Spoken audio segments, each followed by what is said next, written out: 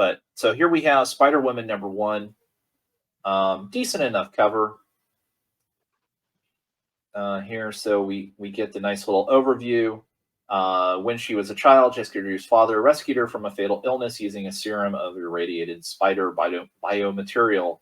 The concoction not only cured her, but also granted her adhesive fingertips and toes, enhanced speed and agility, a high concentration of pheromones, and the ability to fire a biokinetic venom blast. She's been an agent of HYDRA, a super spy, a PI, and an Avenger known as Spider-Woman. And so, to be fair, that's more or less what her original origin story is. They've kept to it mostly, although there was an arc, I have to say, in the last volume or the volume before that, where we get to see basically her father's side of the family, and there's some shenanigans there. But for purposes here, we don't need to know that stuff, thank God.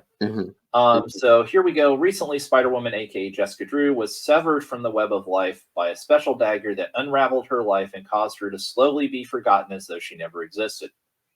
Fortunately, her friends and fellow spider people were able to mend the web of life and bring back Spider-Woman before she disappeared forever. Now, my understanding is this.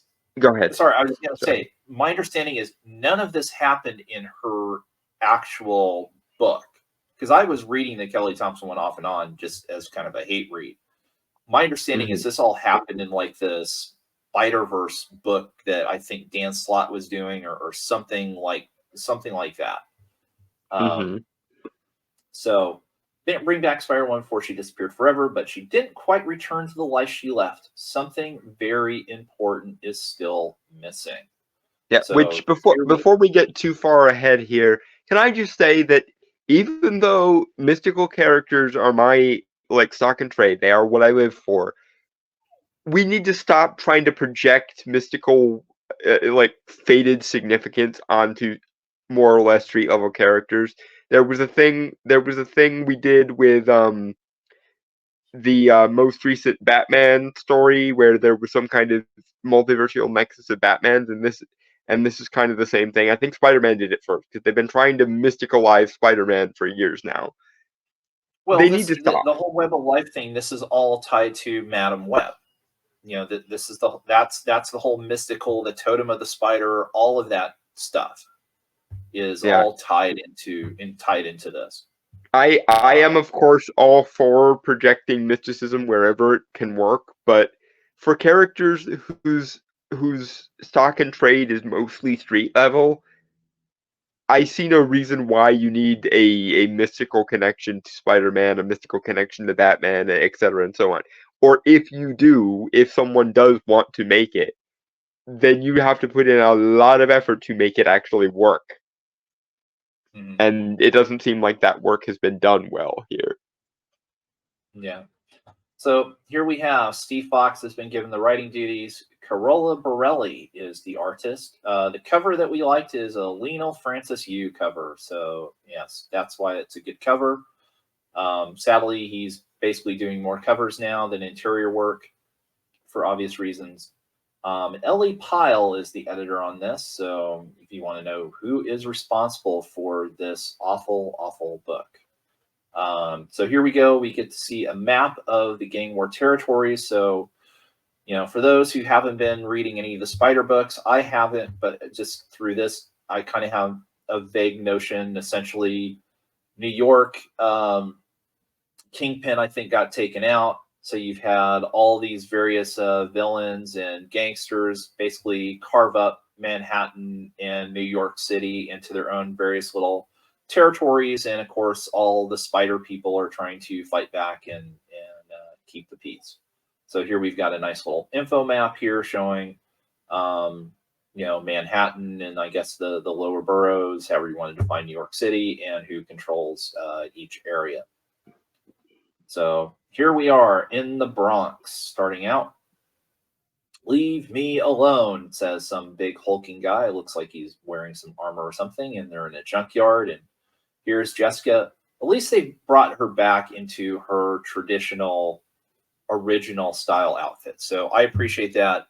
There was a period in the prior volumes where she had gone to more of a, you know, like a leather jacket, type outfit. You know, Oh yeah, I remember that. Yeah. Yeah. She says, not a chance. And she comes back and says, see, Armadillo, I'm tried asking nicely, and you just threw a car at me. So now I'll ask the really, really painful way instead. Ha ha ha. She's punching him with a venom blast there, as you can see. Groan, you're persistent, lady. You know that. And of course, we get the pose. Again, the classic little smirk. Yeah, I've been told that once or twice before. So Because the writers simply don't understand the difference between confidence and arrogance. Yeah. And see, now we get some sketchy looking art, I'll be honest. Come on, Spider-Woman, you already know I ran with Zemo's crew for about 5 minutes. He promised to cure me, didn't work out. But it was a different time. The worst of the worst ruled the roost. First chance I got to turn on him, I took it. Now he's trying to, beg his way out of it a little bit. Jessica goes, at this point, the alleged villain, Armadillo, is more sympathetic than the hero is. Yeah. Let's see if that changes at all throughout the course of this book. I doubt it. Yeah, Jessica goes, look, Armadillo, I shook down Taskmaster to get a list of names. We see, hey, an editor's note. As seen in Amazing Spider-Man 31, if anybody has the gumption to check that out. Goons, he trained for them, but they've all been dead ends. Ha ha ha. As you can see, that looks like he swallowed a poison pill. Wait, is that supposed to be implying that she killed all of these guys after she beat the shit out of them? No, I think that's kind of the classic. The guy got caught and was, instead of giving up stuff, he bit down on a, poison pill or something. I don't think. Okay, but either way, that's a bit dark for her to be laughing at. No, like I'm all for banter and whatnot, but that either that implies that she killed them or that she doesn't feel bad for having led to the situation that resulted in them being killed. Which not exactly a heroic motivation. That's all I'm saying. Yeah. So far, the villain has a more sympathetic motivation than the hero does, or the heroine in this case. Yeah. So here we see Jessica standing there. At this point, I'll take literally anything you can tell me. Armadillo says, I ain't got nothing to tell. Despite my good looks, I'm no monster, I swear. And we cut over to the financial district. And we get this little lady. I got no idea what Hydra's up to these days, as Armadillo says. And we see a ship here moored in a harbor. And this suave-looking guy whistling a tune. In a disguise, well, they were just men. Why would she care? Well, yeah, well, we will see with that. And of course, we see a couple deckhands. Guys pull out guns from nowhere. He says, I'm expected. He gives the all clear. And then he goes, don't need a weapon when you are the weapon. Enjoy your evening, boys. Whistles again. And we see a half-naked woman here. If you attempt to steal from us, we will kill you. If you attack or threaten us, we will kill you. If we decide we can no longer trust you, we will kill you. He says, try. She says, what? You'll try to kill me. As she turns the latch there on the ship door. It looks like she's opening it, I think. And that's, okay. So this is supposed to be like a blast of air coming out, because we're assume this is some kind of pressurized room. So we see a Hydra doctor, scientist, Mr. Will Stryker. Glad you found your way here. My superiors have been very pleased with your efforts to circulate our product. And he says, my product, your formula. Says, yes, well, your original formula had a tendency to agonizingly kill its user base, which is bad for repeat business. But your branding and outreach success has been noted. In fact, we have a proposition for you. And up on the screen now, hello, Diamondback. So, of course, we know this is, Valentina and Contessa, I think. Forget who's running Hydra nowadays. Let's see. I haven't been keeping up because they haven't motivated me to want to keep up with it, so probably. Yeah. So as you may be aware, Hydra suffered a humbling when we were ousted from power, but we are resilient and adaptive. There are many methods to building an empire. New York's criminal underworld teeters on the brink of an all-out war. Hydra would like to back a general, one with ambition. You once came close to ruling the city. With our resources behind you, we believe you could succeed this time. And of course, he says, well, what's in it for me? See, this might be a minor thing, all things considered, but I think the villain missed the opportunity to make a joke about how, cut off one head, many more will spawn. Like, isn't that supposed to be Hydra's whole thing? They're supposed to be undefeatable because it's such a vast and complicated network that, if you cut off one splinter cell, a dozen more will take its place or something. Yeah, but honestly, I'm not sure Steve Fox is clever or smart enough to remember that. And that's, I of course, know, but that strikes me as very basic, like comic villain writing 101 sorts of quippiness. Yeah. But oh well. Yeah. So here we are back in Manhattan. It looks like it's getting close to nighttime. Okay, Jess, you got this. You are strong enough to. She's pulling her mask off. Go inside your own apartment. She opens it up and says, damn, Mary Poppins didn't swing by while I was beating up D-listers and drug pushers. And she looks at a picture she has of friends. That's supposed to be Black Widow, Spidey, Vision.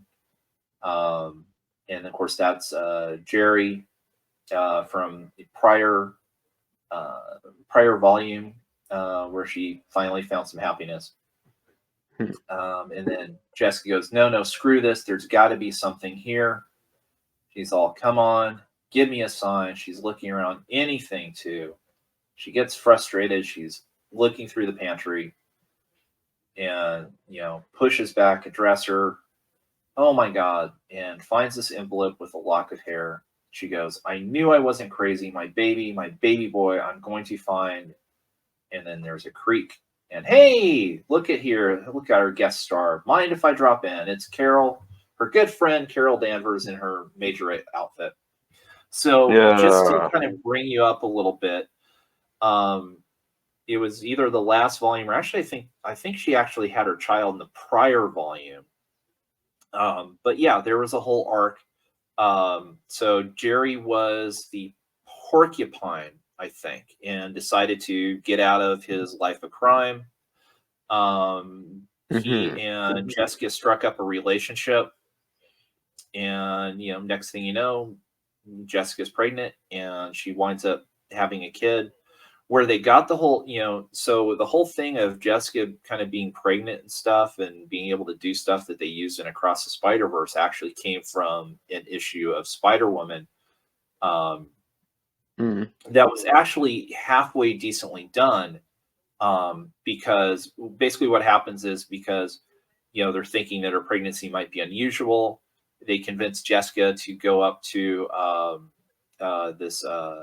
or Carol specifically actually convinces her to go up to one of the sword orbiting bases up in space because there's doctors up there that are dealing with extraterrestrials and things like that. And so basically while she's waiting to be seen, bad guys break into, I forget if it was either to steal something or to kidnap somebody.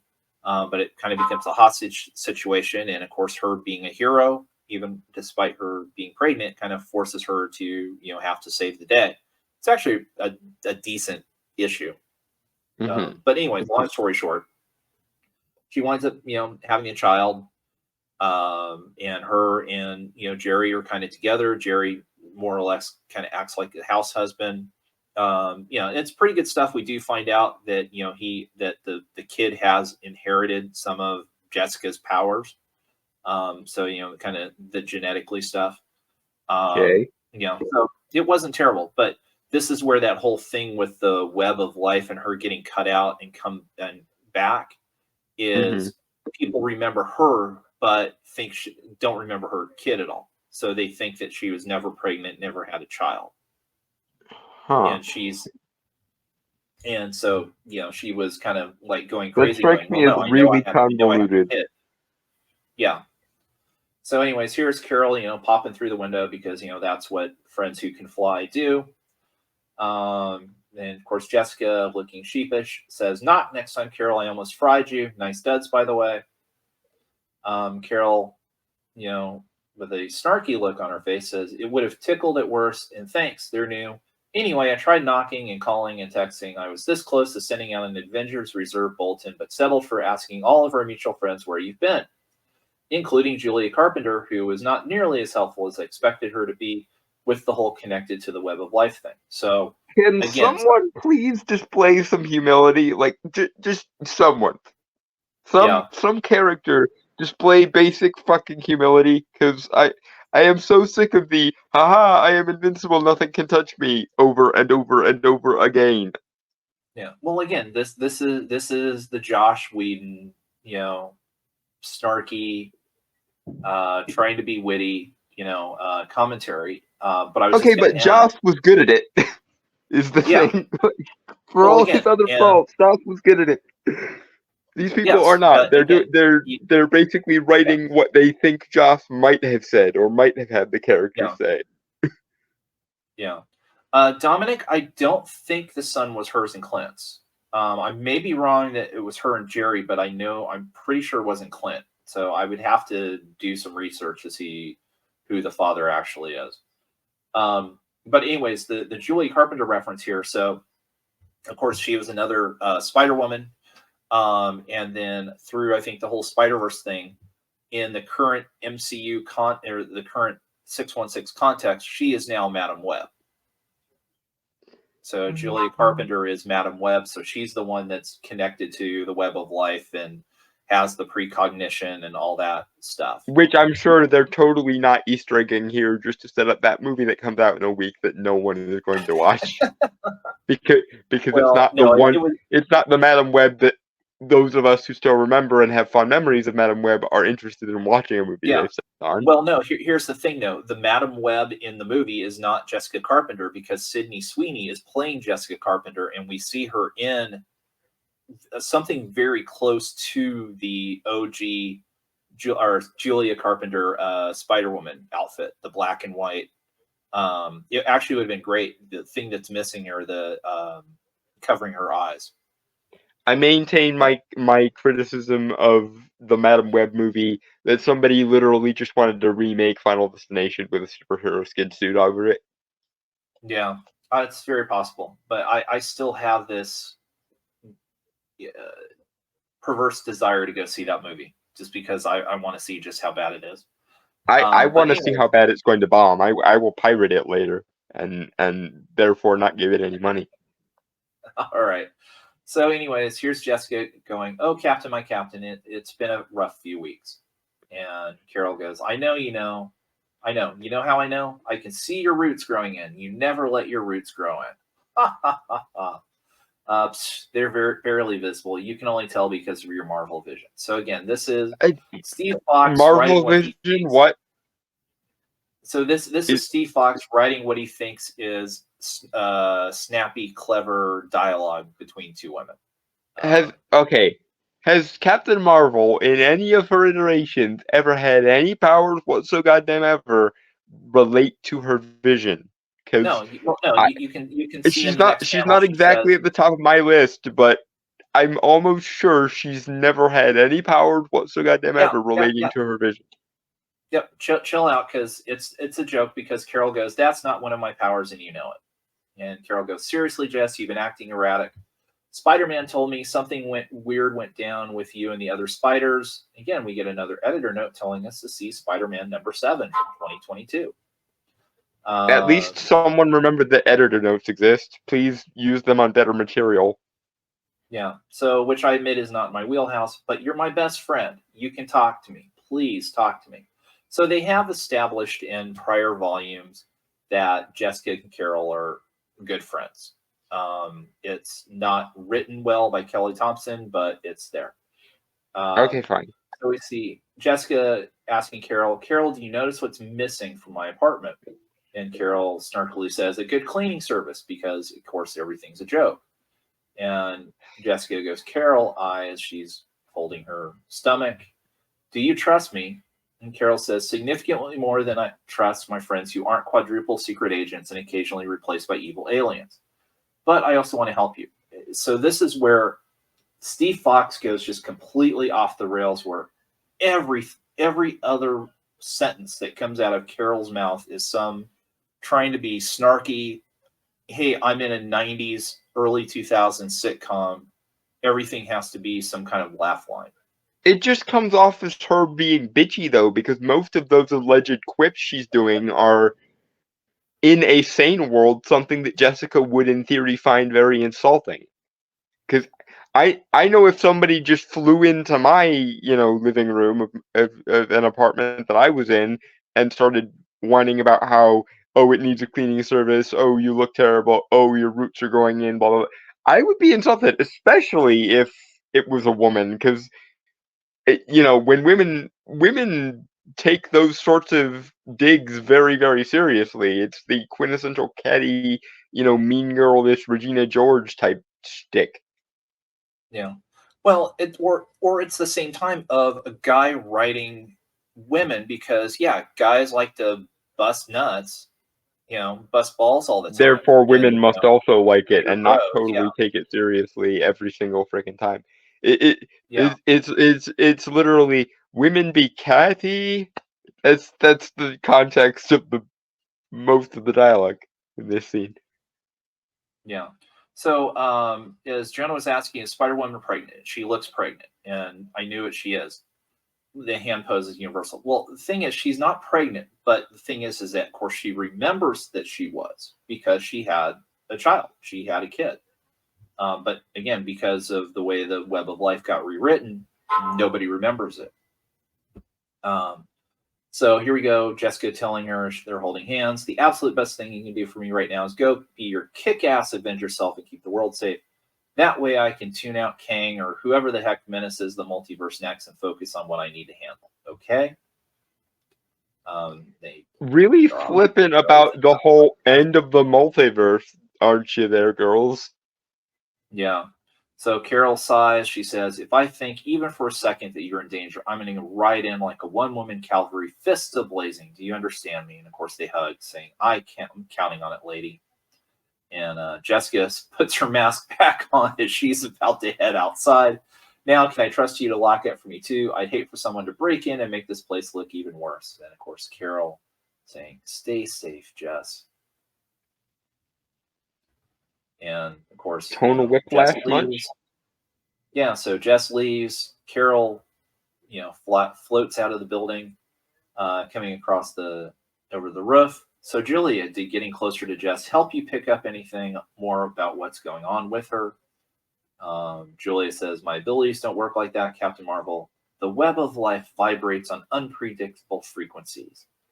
And Carol, as we are all doing as we're reading this book, feeling that headache right in the middle of your forehead, saying, yeah, Madam Web, you keep saying that in a variety of obnoxiously vague ways. And so Web, what on earth made you think that this time was going to be any different? Well, if this is an established thing with the two of you, why did you think that this was going to change anything? Madam Web says, I will shadow Spider-Woman. You have your own threads to follow. And then, the web has endured much, but we thought it repaired. We thought all that was lost had been restored. But there is still something missing. Dun, dun, dun. We see the outline, the missing child in there. So now we head back to the story. We're in the financial district. And Jessica's internal monologue here. Just a few names left on Taskmaster's list of dirtbag, waste of air former HYDRA trainees. Some guy saying up the stairs, third floor. Jessica says, let's see where this one's headed. And she's following him on from the roof or an outcropping or something. Pretty quiet for an overpriced downtown nightclub on a Friday night. This place should be packed with slimy Wall Street wannabes right now, unless it's hosting a private party. Thanks for coming on such short notice. Some of y'all were loyal to me when I made my bid for Kingpin. Others pledged allegiance to the red, white, and green and got kicked out on your ass when Captain Hydra lost his re-election campaign. Which means all of us have one thing in common. We all know Because what it's like. Eglantine isn't here, I'm going to say this on his behalf. Never remind us that Secret Empire was a thing. Never do it. It ruins everything it touches, and in this case, you didn't have that much going for you to begin with. Never reference the Secret Empire existed. It is better for everyone if we all just pretend like it never happened and forget that it was ever even a thing. Well, I don't remember Steve Rogers ever running for office, so I'm not sure if that was actually what it was He representing. did because Trump reference, blah, blah, blah. Okay. So anyways, this figure here, we all know what it's like to get so close to something we can taste it and then have some costume, steal it away. I'm sick of settling for a taste. I want the whole damn dinner spread. The defenders ain't defending anymore. Cage is playing politics. Jones is changing diapers. Iron Fist, Daredevil, even the Punisher, the spandex crowd who made our lives hell are all wrapped up in their own problems. They can't hear the time bomb ticking. He holds up a little baggie.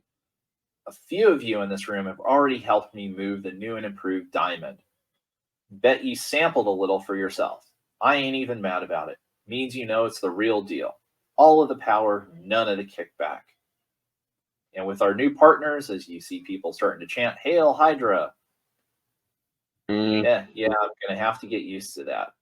The smirk as Jessica's looking on. Okay, Jess, keep cool. Don't want to pick a fight with a nightclub full of goons and gang lord supervillain. That would be super reckless. And of course, the guy's saying, what the hell? Hail, hi. And of course, that ticks Jessica off, and she jumps into action and kicks him in the face. Somehow. I'm not quite sure where she's jumping from, but okay. And then, of course, he's Wouldn't picking himself up. Wouldn't it have been more heroic and stealthier if he had just waited until the meeting was over or whatever the fuck, and then used that knowledge to foil their plans and whatnot? This thing called subtlety exists. You don't have to jump in like a bat out of hell every single moment. That's not what a hero is necessarily. Well, you have to realize this is the first actual landed punch action scene that we've gotten in this book. And it was the single stupidest place to put a punch or an action scene, because a more thoughtful hero would have stayed there, apparently not being observed by anyone, and used that knowledge to foil their plans later. Because, this thing called detective work, this thing called stealth, this thing called planning the frick ahead occasionally. But whatever. Yeah. So, hey, we got our first super chat. Thanks, Opinionated Junkie. He says, gives us $2. Thoughts on Marvel's flopping? Well, we've talked about, Marvel. Oh, are you talking about the movie? Well, I think he's talking about the movie. Yeah. Yeah. I think we kind of talked about it before. The bottom line is that it was, just the confluence of a bunch of errors and missteps and overestimations. It was basically inevitable, because we told them even back in the day that the only reason the first Captain Marvel did well financially was because it was smack bang between Infinity War and Endgame, and people were trying to convince people that it was important to Endgame. And now, come to think of it, we were exactly right, but they can't ever admit that, because that would imply the toxic people, quote unquote, were right, and we can't have that because reasons and morality and derp. So, well, not just that, but you look that the movie is not aged well.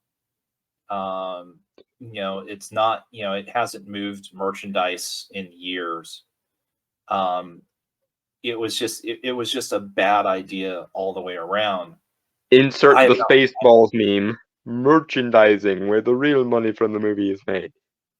Yeah. But the reason why that's a meme is because there's an element of truth to it, especially, or it should be especially with these franchises. Yeah, you can save an underperforming movie if it pushes a lot of merchandise and has a lot of cultural impact. Whereas, likewise, you can really screw a movie over if it's financially successful in the theaters and doesn't move much in the way of merchandise. Cough, cough, James Cameron, sorry, cough. Yeah. But again, too, it's also a big part of it, though, is normies have finally gotten cold on the MCU projects because of a series of bad movies. It was in, basically with all the negative press that it had gotten as well in terms of how long it was delayed, and people not knowing or caring about the characters outside of Captain Marvel. Because if you had or having an active disdain for characters like Captain Marvel. Yeah, well, if you hadn't watched WandaVision, you wouldn't have known who Monica Rambeau was. And if you had watched WandaVision, you would have been mad at her for letting Wanda off the hook. Yeah. So it was just a comedy of errors. So lose situation that everyone saw coming several years in advance. But anyway, yeah. back to the current cavalcade of idiocy. Yeah. So here we've got, and of course, this bad guy is called Diamondback, not to be confused with the female Diamondback that has been both a bad guy and kind of a sort of hero at times. But anyways, he just says you chose the wrong bastard to with Spider-Woman. Spider-Woman here powering up says, I thought you were a lowlife when you were pushing drugs and harassing Luke and the others, but throwing in with Hydra? No one knows better than I do just how horrible those terrorists really are. And you can see people starting to kind of, some are fleeing, some are ready to try and fight her. And then he goes, then I'm not playing around, girly. I've got powers. I've got connections. I still want more. And looks like, I guess he kicks out her leg because she landed and is rubbing her jaw. She goes, and I want answers. I don't give a crap about big bad Diamondback. Once I tear through you to get to Hydra, this city's going back to forgetting you even exist. And of course, he snaps his fingers and says, that's good. You give good smack talk, Spider-Woman. It is just talk, though. See, my new Hydra hookup isn't just for designer drugs. I'm rolling deep now. Meet the Green Mamba. Ooh, so we've got a new villain here. He's got the Hydra symbol. Looks like he's got kind of a boa constrictor thing wrapping around his arms and what have you. And Jessica looking up. She goes, I think you're underestimating how much I like kicking Hydra ass. And here we go. Here's the battle. Boom. Comes right out with a big right hand uppercut. Knocks his head back. Goes, damn, woman. Cracks her knuckles. Your turn, Diamondback. Now, I have to say, this is actually a pretty good page. I kind of like the action here. Good expression here. This is a good insert. I'll give him credit for that. That's not a bad page. And he goes, you sure about that? And we see Green Mamba fighting back, through these panels. He gives her kind of a left uppercut, kind of thumps her in the thigh while she's grabbing his face. She gets on top. Says, okay, that's enough out of you. Rhaegar, I think we're supposed to assume, Rhaegar, that Hydra is worse than your average generic criminal organization, and that's why she's surprised. And I almost want to say that this is the writer going, there's a difference between being a generic criminal and being a Nazi supporter, blah. But I might be a little bit punch drunk on that point because they keep calling everything to the right of Gramsci Nazis. Not necessarily. I mean, if it just go more generic, going from being like a street level criminal to getting in bed with a worldwide terrorist organization. Leave it at that. So she's surprised that the Mamba here is able to throw her off. And then here's a crackle and zap. She gets zapped with appearing with some kind of energy, and blown into the wall. She's on her knees. And he goes, yo, Green Mamba, just got the word something's going down. We got places to be. If she's still breathing, let her stay that way. She can pass along the message. You don't with Diamondback, as he's, I think, producing diamonds out of thin air. I guess maybe that's his powers. He can throw diamonds at people. I'm not quite sure. He goes, you, and you two. Rough her up, but don't kill her. Make it to tomorrow's meeting spot in one piece. Y'all get promotions. And Okay, they wait. all Why?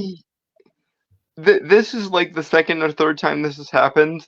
Why don't villains ever feel the need anymore to follow through on their villainousness? Other than the fact that the well, writers think that it's icky to have villains be villainous most of the time.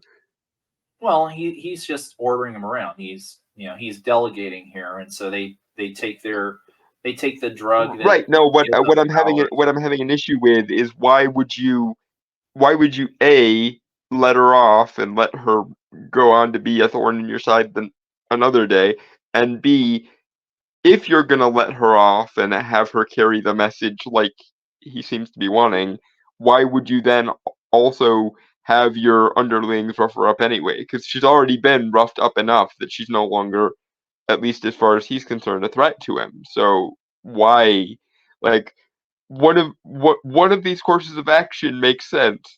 You can't have both of them though.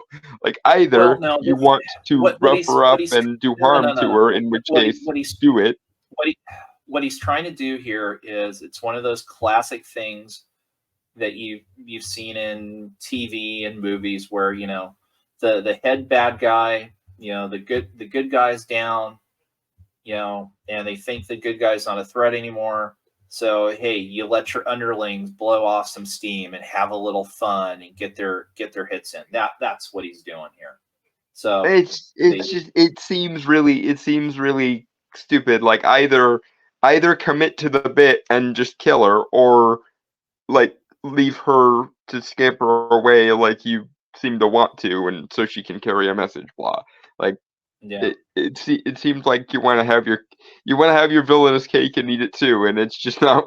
It doesn't make sense yeah to me. well yeah, you can say that, but I mean he's just following a long time trope that we've seen in action movies and stuff. So guys Right, take but it. So it gives them the R. She's 5-on-1. Sucks to be you. She's getting to her feet, and of course 3 minutes later, because we can't possibly see the action.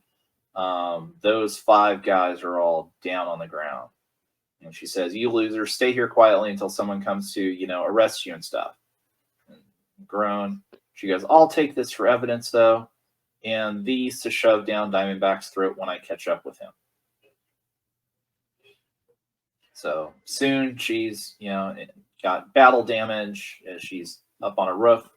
You go, see, this is why, most superheroes maintain a secret identity. No unannounced guests in the middle of the night. And Spidey's here. We're going to say this is Peter Parker. I'm not here to trade funny one-liners, Jess. And of course she goes, I know you'd have to be funny to do that. And Peter goes, I'm serious. And she goes, and I'm coping. Defense mechanism. If you can't tell, it's been a rough night. Peter goes, what I've got to say isn't going to make it any easier on you. Tombstone, Black Mariah, Mr. Negative, all the gang bosses are overrunning the city, going to war with each other for control of New York, and I'm going to stop it. And Jessica says, when did you become the proactive type? And Peter says, I've got a plan to put them down, but I need allies, ones I can trust. And Jessica says, I'm in, but I've got one condition. Diamondback is mine. And that's where we leave off. okay, so she's literally acting like a villain at this point, basically. Like she wants vengeance, Well, and that's not wanting vengeance doesn't make you a villain. not necessarily, but what I mean is that her moral high ground is ever dwindling. Uh, it's like how we started things off with Armadillo basically doing nothing but trying to explain to her why she's not doing what she thinks she's doing by beating the crap out of him, and her just going, yeah, well, you're scum, so I can beat the shit out of you with Yeah. with no consequence. And it's just like at some points there has to actually be a difference between heroes and villains, otherwise it's so much back and forth. Yeah. But I mean, again, it's And a classic trope. it would help this be more dramatic and or tragic if she wasn't trying to blow off the seriousness of it while she was fighting him. Like if she had ever actually been if we had ever actually seen her be hurt by him, then this he's mine attitude makes sense. But because the writing requires us to snark about everything under the sun and several things that aren't, she goes from not taking anything seriously to I want him dead in like the space of 2 seconds. Yeah, well, and especially with the fact of, more or less, at least in the book, this is the first time that she's caught up with Diamondback. She was only following it to see, where Hydra has been selling drugs to. And she got beat up. That's not necessarily enough for like a revenge plot. I mean, I can understand necessarily why she would want to be the one to bring But Diamondback again, in, or it's a defeat him. framing issue is what I'm having an issue with, because Yeah, no, for like 80% of this book it went from I'm invulnerable, I'm snarking about everything under the sun to I want him dead in like 2 seconds in one transition. Like, yeah. pick Well, one, Jess. You kind of have to pick one. well, Or we have to see her be overconfident and then lose something, which we haven't seen. So, well, I mean, I can counter with that of, yeah, she's thought she was invincible and going through it, and then got smacked in the face, and now she's mad about it. I mean, that's you see yeah, that but like with boxers even and that's not a or proportional response. MMA fighters all the time. So Mm-hmm. yeah. So I just wanted to pop this up. I mean, I don't know anybody's following gang war or not, but I mean, these are the quote unquote, these are all the books if you want to read the gang war story. And I don't believe it ends in March with the Daredevil gang war. This is just showing from November up to March. Jeez. Because we can't go 5 seconds without having an event. Yep. But that is Spider-Woman #1. What did you think?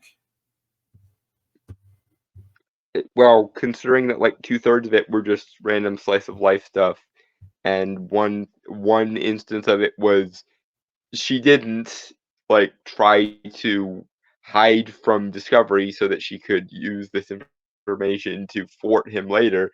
She went from I'm going to be stealthy and I'm going to hide and take advantage of them not noticing me to I'm gonna punch you in the face. Why? Because I feel like it. Yeah. I think what's interesting is Steve Fox is one of the recent Marvel hires over the last. I know I started seeing his name pop up about a year or two ago. I have yet to see a good book from him.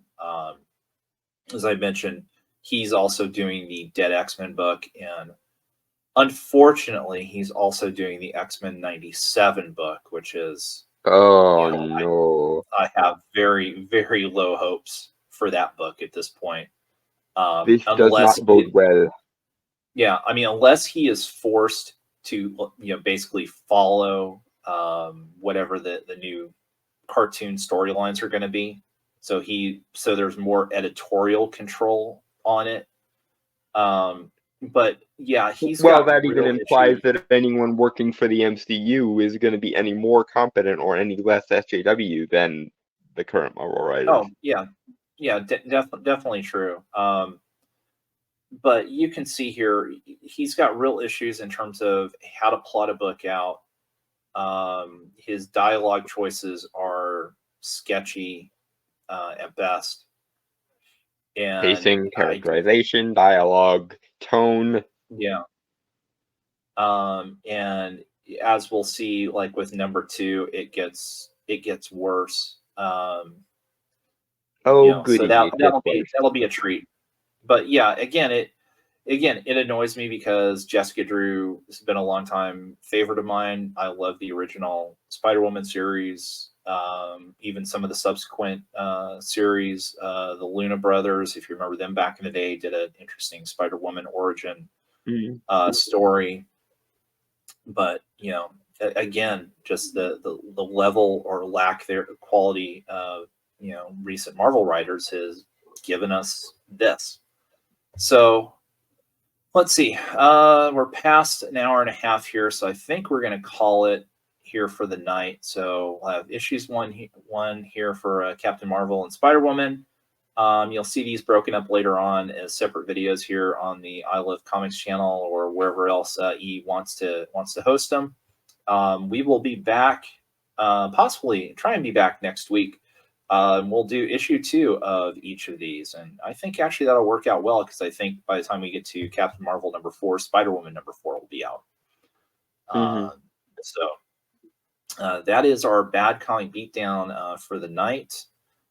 Thanks everybody for tuning in, and thank you to anybody who watches this in the future. We really appreciate you watching the videos here on the I Love Comics channel. Please, if you enjoy the content here, do the usual, like, subscribe, hit the bell for the notifications, tell all your friends.